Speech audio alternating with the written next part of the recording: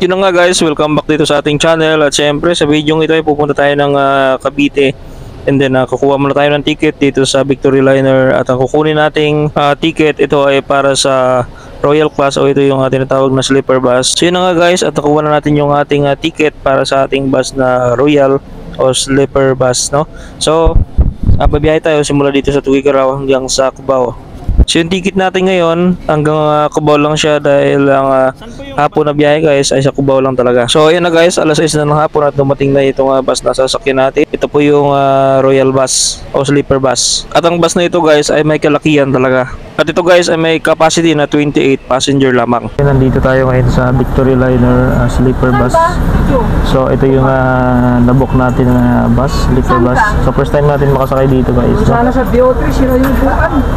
So ito yung itsura niya. Yan. Meron siyang aircon dito, dalawa. And then ito yung ating sandalan. Pwede natin higain ito, itong sinasandaran natin. And then dito, yan, meron dito cup holder, yan, storage pocket. Yan.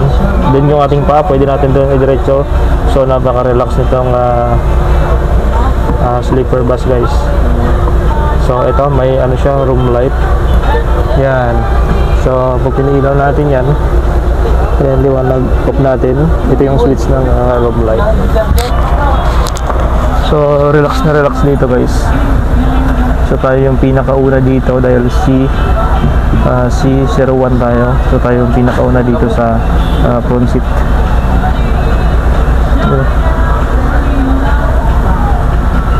Yan. So going to tayo guys sa Cubao kasi wala pang Pasay. So Cubao na lang yung binok natin. And then sasakay din tayo ng bus papunta dun sa PITX. So sasakay lang tayo ng carousel bus. So mabilis lang naman yun at 20 pesos lang yung pamasahe doon. Yun. At yun nga mga ka-best friend, at paalis na tayo ng terminal dito sa Tuguegarao City, Victory Liner, no? So dadaan tayo dito sa Robinson hanggang papunta ng Rotonda and papunta ng Isabela. So nandito tayo guys sa Robinson, tapat mismo ito ng Robinson Tuguegarao. At hindi lang guys, nagbigay rin ang Victory Liner ng isang bottled water at isang tinapay, isang pack na tinapay para dito sa ating mga pasahero. At meron pa itong libreng kumot guys na kung nilalamig tayo pwede natin gamitin.